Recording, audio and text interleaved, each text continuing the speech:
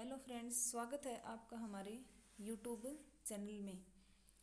तो आज हम लोग हिंदी में पर्यायवाची शब्द पढ़ेंगे।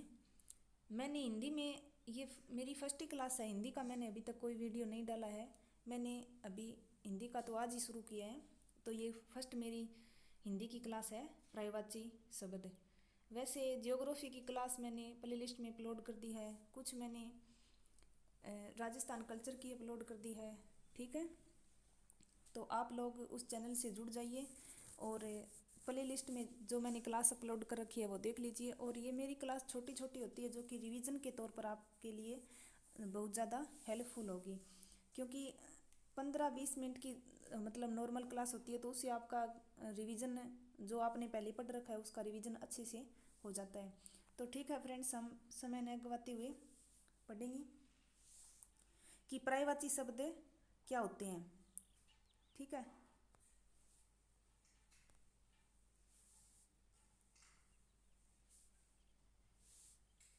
तो भाषा में शब्द और अर्थ दोनों का अपना विशिष्ट स्थान एवं महत्व होता है। ये नॉर्मल आप ध्यान रख लेना भी पर्यायवाची शब्द क्या है। एक अर्थ के द्योतक होते हुए शब्द विशेष होता है, परंतु भाषा की दृष्टि से उस एक ही शब्द का अनेक अर्थ होता है, लेकिन उसका प्रयोग उचित प्रयोग प्रतीत नहीं होता है।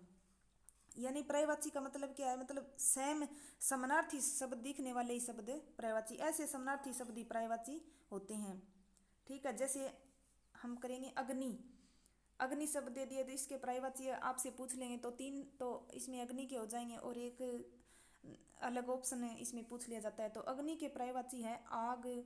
आग का मतलब ही यानी ऐसा शब्द जिस ऐसे दो शब्द जिनका अर्थ सेम ही हो उसे मतलब पर्यायवाची बोलते हैं। यानी दोनों का पर्याय यानी दोनों का अर्थ एक ही हो। जैसे अग्नि का आग, अनल, पावक, दहन, वही, वरही और कृषाणु। ये कृषाणु वाला आया हुआ है कि कृषाणु किसका पर्यायवाची शब्द है, तो अग्नि का। अग्नि हम आग भी बोलते हैं। आग, अनल, पावक, दहन, वही, कृषाणु, ये क्या है, ये अग्नि के पर्यायवाची है। एक है अतिथि, मेहमान, गेस्ट। तो अभ्यागत यानी अभ्यागत का अभी प्लस है आगत, अभी प्लस है आगत। तो अभ्यागत शब्द में पूछ ले तो अभी इसमें उपसर्ग हो गया और आगत ये एक शब्द है। तो अभ्यागत यानी जो अभी आया है उसे अभ्यागत या फिर अतिथि। तो इसमें संधि पूछ ले आपको तो इसमें कौन सी संधि है, तो इसमें यन संधि है। मैंने अभी संधि का वगैरह कुछ टॉपिक नहीं करवाया है, मैं आपको बाद में करवा दूंगी। ये संधि कितने प्रकार की होती है, कौन कौन से शब्द में कौन सी संधि आती है। ठीक है, लेकिन अभी मैं पर्यायवाची में आपको जो मेन चीज़ बीच में होगी तो उसको अलग से व्याख्या कर दूंगी। जैसे अभ्यागत तो अभी प्लस है आगत, इसमें उपसर्ग तो अभी हो गया और आगत शब्द है और इसमें संधि पूछ ले तो यन संधि। पाहुन, पाहुन अतिथि का है, एक मेहमान, ये आपको पता ही है। अतिथि, मेहमान, अभ्यागत, पाहुन, आगंतुक जो अभी अभी आया है। ठीक है, अतिथि। अब है अमृत।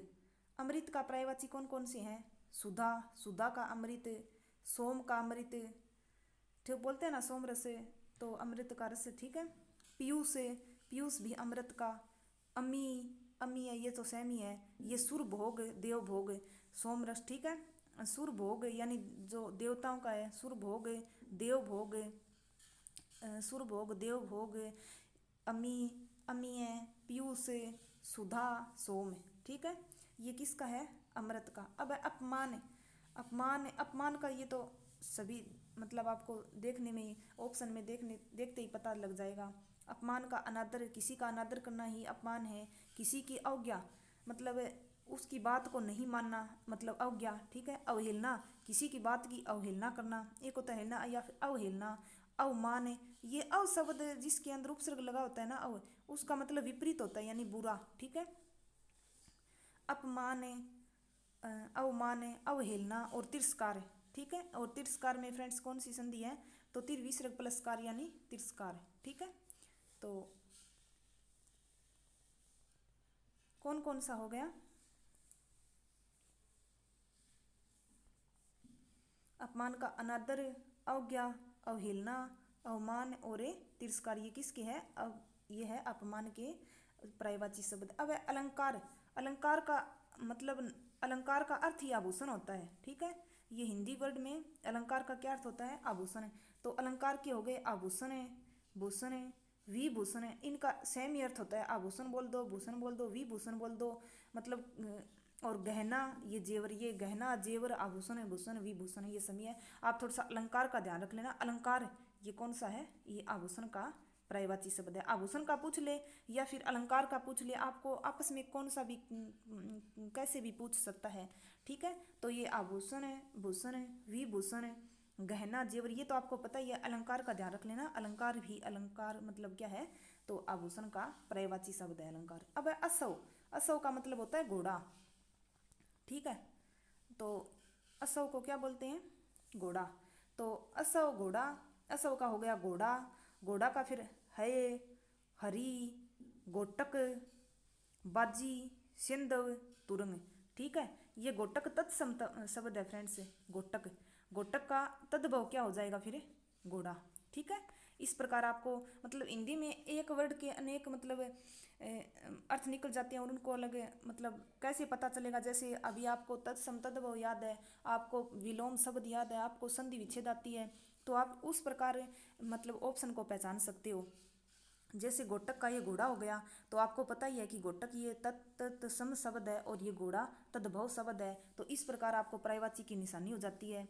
तो असव का हो गया घोड़ा, है, हरि, ये हरि वैसे विष्णु भगवान का भी है, तो असव का भी है, ये थोड़ा आप ध्यान रख लेना। बाकी ऑप्शन में इस प्रकार कन्फ्यूजन वाले ज़्यादा नहीं देते हैं। तो गोटक ये मेन तो यही है, बाजी, सिंधव, तुरंग, ठीक है। ये किसके हैं, असव के। अब है असुर।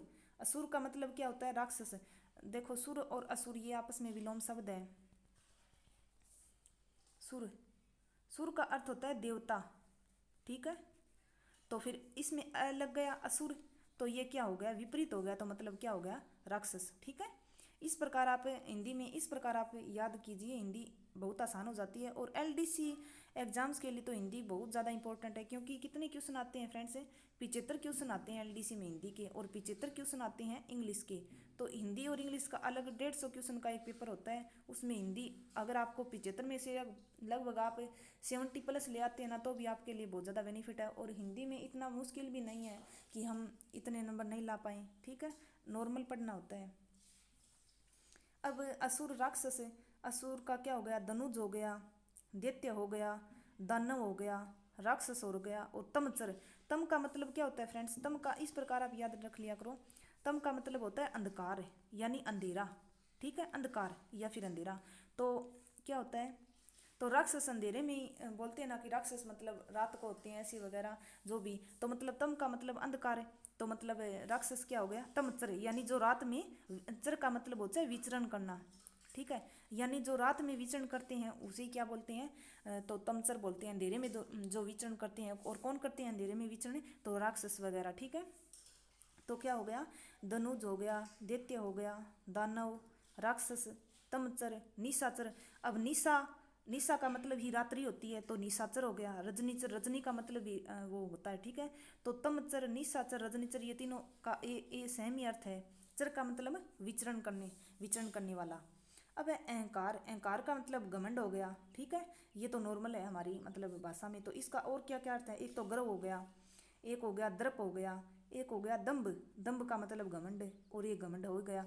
एक होता है मद, यानी मद में चूर, यानी घमंड में चूर, अपने आप में मतलब अपने आप को वो बड़ा मानने वाला। एक होता है मान, ठीक है। तो ये एक दो अलग कन्फ्यूज होता है ना, ये इसमें थोड़ी सी अगर हम पढ़ लेते हैं तो याद हो जाता है, वरना नॉर्मल हम पहचान भी सकते हैं इसको। लेकिन अगर नहीं पढ़ा हुआ है तो फिर आपको चारों ऑप्शन सेम ही दिखते हैं, ठीक है। तो अहंकार का हो गया गर्व, दर्प, दम्भ, घमंड, मद और मान। अब है फ्रेंड्स अंधकार। अंधकार वही मैंने बताया था, अंधकार का मतलब अंधेरा। तो तम का मतलब अंधकार, ठीक है। ये तत्सम शब्द है। कुछ तत्सम शब्द होते हैं जो कि संस्कृत भाषा से लिए जाते हैं, जो हमें थोड़ा सा पहचानने में मुश्किल होता है। बाकी अगर आपको एक बार समझ में आ जाता है ना, तो फिर इतना मुश्किल भी नहीं है। अंधकार हो गया तम, तमस, तिमिर, तमिस्र, अंधेरा और अंधियारा। ये अंधेरा अंधियारा तो आपको पता ही है। अंधकार का मतलब ये तम, तमस, तिमिर, तमिस्र, ये क्या है, अंधकार की पर्यायवाची। अब है आकाश। आकाश गगन, आकाश, अंतरिक्ष, ठीक है। तो नभ का मतलब क्या होता है, तो नभ का मतलब आकाश है, नभचर। अब एक बात बताऊं आपको, इस प्रकार आपको ये तो पता ही है, एक बार ये मिटो देती हूँ। देखो नभचर है, आपको बताऊं, नभचर, नभचर का मतलब क्या होता है फ्रेंड्स, यानी जो आकाश में विचरण करने वाला। तो नभचर आकाश में विचरण कौन करते हैं, तो पक्षी करते हैं। तो इस प्रकार नभचर किसका हो जाएगा, पर्यायवाची पक्षी का हो जाएगा। इस प्रकार आप याद कर लिया करो। तो नभ, नभ का मतलब क्या है, मतलब नभ का आकाश है, तो नभचर कौन हो गया, जो आकाश में विचरण करते हैं, तो नभचर हो जाता है पक्षियों का पर्यायवाची। लेकिन अभी हमें आकाश, आकाश का नभ, गगन, अंबर, अंतरिक्ष, अनंत, ठीक है, और व्योम और शून्य। अब व्योम, व्योम और शून्य, ठीक है, ये दिमाग में रख लो। आकाश का नभ, गगन, अंबर, अंतरिक्ष, अनंत, व्योम और शून्य। अब है आँख, आँख का ये तो आपको पता ही है। वैसे तो इसमें अलग से तो है, एक एक दो चीज़ अलग है, ध्यान रख लेना। आँख का नेत्र, नयन, चक्षु, लोचन, दृग और अक्षी। अक्षी का मतलब आँख है, एक ये दृग वाला थोड़ा सा ध्यान रख लेना। दृग किसका पर्यायवाची, ये पूछ ले तो आप किसका है दृग, ये आँख का, ठीक है। बाकी नेत्र, नयन, चक्षु, लोचन, दृग, अक्षी। अब है इच्छा, कोई चीज़ की इच्छा, आकांक्षा, अभिलाषा, ठीक है, लिप्सा, लालसा, ये इच्छा में आती है। जैसे कोई चीज़ की आकांक्षा करना, अभिलाषा, कामना, चाहे, लिप्सा और लालसा, ये किसके पर्यायवाची है फ्रेंड्स, तो ये इच्छा के पर्यायवाची है। अब है इंद्र, ठीक है, इंद्र के पर्यायवाची सुरेश। सुरेश का अगर हम इसको, सुरेश वर्ड को अलग अलग करें तो इस प्रकार, देखो मैं एक बार मिटो देती हूँ, ये सारा यहाँ लिख लेंगे हम। सुरेश, सुरेश, सुरेश का होता है फ्रेंड्स सुर प्लस ईस। इसमें ई में बड़ी मात्रा है, ध्यान रख लेना, क्योंकि ई, ईस का मतलब होता है ईश्वर, तो ईश्वर बड़ा होगा तो इसमें बड़ी मात्रा आएगी, ठीक है। तो सुर प्लस ईस, इसका मतलब होता है सुरेश, यानी सुर का मतलब तो हो गया देवता, और जो देवताओं में, देवताओं का ईश्वर या देवताओं का ईश्वर तो क्या हो गया, सुरेश, ठीक है। इस प्रकार आप ध्यान रख लेना। तो इंद्र का हो गया सुरेश, सुरपति यानी देवताओं का पति, यानी मतलब जो स्वामी है देवताओं का, वैसे महादेव है, लेकिन अगर आप वैसे इंद्र, ठीक है, इंद्र हो गया। तो इंद्र का सुरेश, सुरपति, देवराज, मेघराज। मेघ मतलब क्या होता है, मेघ का मतलब आपको अभी बताया था, मेघ बादल है, ठीक है, मेघ का बादल हो जाता है। मेघ का पर्यायवाची क्या है फ्रेंड्स, मेघ का बादल है, मेघ का बादल है। तो मेघराज, शक्र, सचिपति और देवेंद्र, यानी देव प्लस इंद्र, देवेंद्र, और एक है देवेश, ठीक है, देव का ईश, यानी सूर्य से देवेश, मेन चीज़ तो एक ही है, सुर का मतलब भी देवता और देव का मतलब भी देवता, देवेंद्र देव, देव में इंद्र, इस प्रकार, ठीक है। इसको आप शब्द को तोड़ लिया करो तो अपने आप हो जाते हैं। सुरेश, सुरपति, देवराज, मेघराज, शक्र, सुचिपति, देवेंद्र, ठीक है। मतलब मैं आपको जो इम्पोर्टेंट होगा उसका अलग से बता दूंगी, ठीक है। अब है फ्रेंड्स उपवन, उपवन, उपवन मतलब बाग, बगीचा, उद्यान, वाटिका, गुलशन, ये तो ठीक है, नॉर्मल है। उपवन बाग हो गया, बगीचा हो गया, उद्यान हो गया, वाटिका हो गया और गुलशन। कच्छ का मतलब ये ध्यान रखो, कच्छ का मतलब होता है बाल, बाल, केस, ये थोड़ा सा इंपॉर्टेंट है ये वाला। थोड़ा सा जो अलग आते हैं ना आजकल, वही ऑप्शन में पूछ लेते हैं, ठीक है। तो बाल, केस, कुंतल, चिकुरे, अलक, रोम, सिरोरू है, ठीक है फ्रेंड्स। सिरोरू है किसका है, बाल का, सिरोरू है, रोम है, रोम बाल है, अलक बाल है, चिकुर बाल है, कुंतल बाल है और केस और बाल, ठीक है। ये किसके हैं, कच्छ यानी बाल के। अब है कंठ, ग्रीवा, ग्रीवा का मतलब ये बोलते हैं गर्दन, गला, सिरोद्रा, ठीक है, ये तो हो जाएगा। कंठ का ग्रीवा, गर्दन, गला, सिरोद्रा। अब है कपड़ा, कपड़े का मतलब वस्त्र, चीर, वसन, ठीक है। तो कपड़े का क्या है, पट, पट का मतलब भी कपड़ा, चीर, वसन, अंबर, ठीक है, ये अंबर आ गया, ठीक है। जैसे बोलते हैं ना पीताम्बर, पीले रंग का अंबर जिसने ओढ़ रखा है वह पीताम्बर है, ठीक है, अंबर है। वस्त्र दुकुल परिधान, ये तो आपको पता ही है, परिधान वाला, परिधान का वस्त्र होता है, पट का वस्त्र होता है, चीर का वस्त्र, वसन, अंबर वस्त्र, और एक दुकुल, ये दुकुल ध्यान रख लेना। दुकुल, दुकुल क्या है? पट का या फिर वस्त्र का। ऑप्शन में आपसे कैसे भी पूछ सकते हैं। अब है फ्रेंड्स कबूतर, कबूतर का है एक तो रक्त लोचन, यानी लोचन का फिर मैंने बताया था आपको कि लोचन का होता है आंख है, और रक्त का मतलब है जो लाल, यानी जो लाल रंग की आंखें होती है उसे क्या बोलते हैं? रक्त लोचन है। तो किसकी है? कबूतर की। तो कपोत, रक्त लोचन, पारावत, कलरव और हरील। ये कलरव और हरील ये इंपॉर्टेंट है, ध्यान रख लेना। कलरव और हरील, हरील कबूतर, कलरव कबूतर, ऐसे थोड़ा सा कैसे कबूतर कैसे कलरव, मतलब आप जो भी ट्रिक बनाकर या फिर आप इसको मतलब समझ कर जैसे भी आपको याद हो प्लीज आप उसी प्रकार याद कर लीजिए। कमल, कमल का होता है एक तो जलज, एक हो जाए पंकज। पंकज का क्या मतलब है? अर्थ है पंकज, पंख का मतलब होता है कीचड़, ठीक है, पंख। और मतलब जन्म, जय का होता है जन्म, जो यानी कीचड़ में जो जन्म लेता है उसे क्या बोलते हैं? पंकज, यानी कमल। पंकज, सरोज, अरविंद, राजीव, सतदल, पुंडरिक, इंदिवर। तो कमल का हो गया जलज, यानी जल, जल में जन्म लेने वाला जलज। पंकज, सरोज, अरविंद, राजीव और सतदल, पुंडरिक, इंदिवर। ये क्या है फ्रेंड्स? ये कमल, कमल के पर्यायवाची हैं, ठीक है।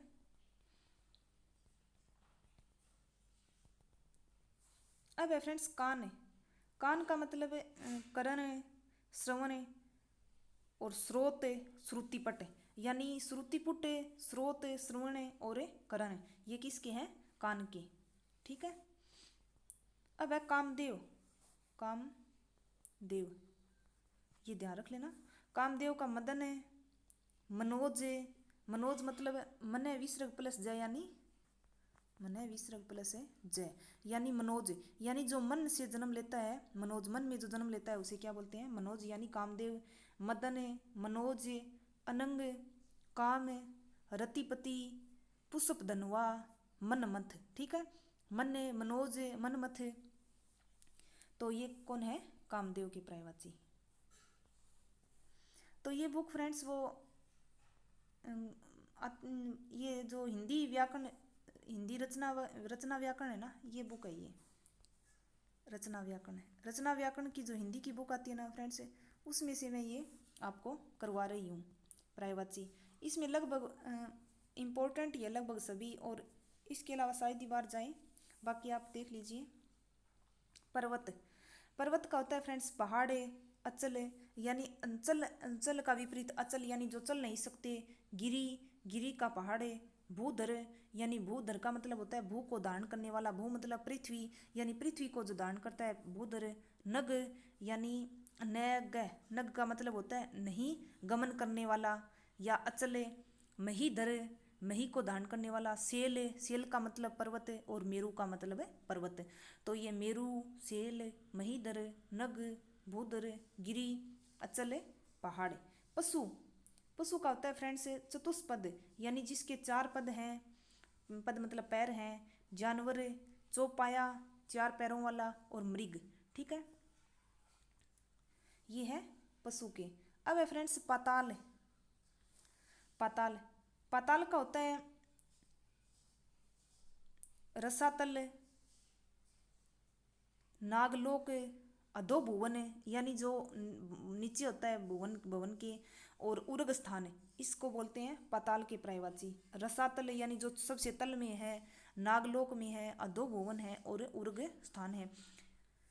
पार्वती, पार्वती का शिवा, गौरी, उमा, भवानी, गिरिजा, यानी गिरिजा, शैलसुता, गिरी की जो पुत्री है, गिरिजा मतलब गिरी की पुत्री है, शैलसुता शैल की जो पुत्री है, अंबिका, ठीक है। तो गिरिजा, शैलसुता, अंबिका, भवानी, उमा, गौरी, शिवा, ये किसके हैं? पार्वती के। पास, पास का मतलब आसन या फिर निकट, समीप, जो भी। पासन का, पास का मतलब आसन, निकट, समीप, सामीप्य, सन्निकट, यानी पास में। उपकंठ और एक सानिध्य, सानिध्य है, बोलते हैं नहीं उसके सानिध्य में, उसके सानिध्य में, ऐसे। तो मतलब सानिध्य मतलब पास, निकट। पुत्र, पुत्र का फ्रेंड्स सूत, तन्य, आत्मज, पूत, बेटा, तनुज, तात, नंदन और लाल।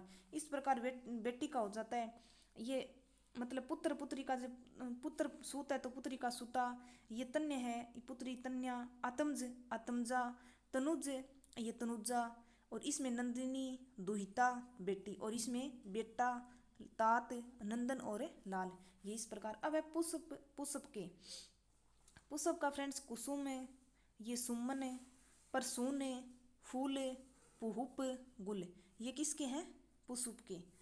प्रातः, प्रातः मतलब सूर्योदय के समय यानी सवेरा, सुबह, प्रातः।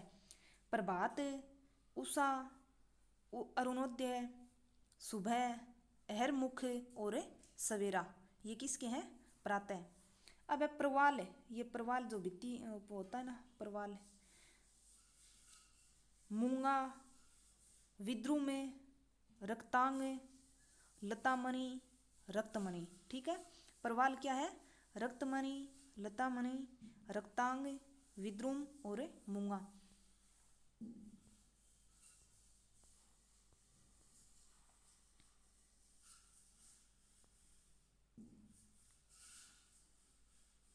यहाँ तक कर लेंगे फ्रेंड्स आज, और बाकी कल करेंगे। अब देखो पृथ्वी, पृथ्वी, पृथ्वी, पृथ्वी का है फ्रेंड्स भू, भूमि, अवनी, अचला, धरा, मही, इला, मेदिनी। ये पृथ्वी का तो आप दिमाग में रख ही लेना, पृथ्वी का हर बार आता है पृथ्वी। पृथ्वी है भूमि, भू, अवनी, अचला, धरा, मही, इला, मेदिनी। ठीक है। फल, फल का मतलब परिणाम या फिर रिजल्ट, तो परिणाम है, नतीजा, लाभ, प्रभाव। अब है बंदर, बंदर, बंदर का कपि, हरी, ये हरी उसमें भी आ गया, ये इसमें भी आ गया, तो ये आप ध्यान रख लेना। मरकट, वानर, शाखा मृग। ठीक है, यानी एक शाखाओं से दूसरी शाखाओं पर बंदर उछल कूद करते हैं ना, तो उस प्रकार शाखा मृग हो गया, वानर हो गया, मरकट हो गया, हरी, कपि। बसंत, बसंत बोलते हैं ना, बसंत का, बसंत के टाइम ऐसी वही, तो बसंत का मतलब ऋतुराज, यानी बसंत का टाइम आ गया, ऋतुराज। मधु, पिक्कानंद, मधुमास, कुसुमाकर, मदनमीत। ठीक है, तो ये मदनमीत क्या है?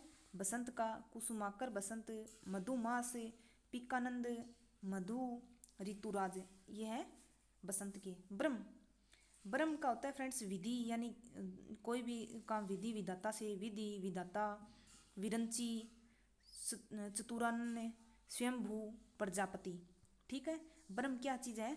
प्रजापति, स्वयंभू, चतुरानन, विरंची, विधाता और विधि। अब आ गया बादल का। बादल का होता है फ्रेंड्स मेघ, मेघ का मतलब ही बादल है, घन का मतलब ही बादल है, जलद, एक जलद, सॉरी,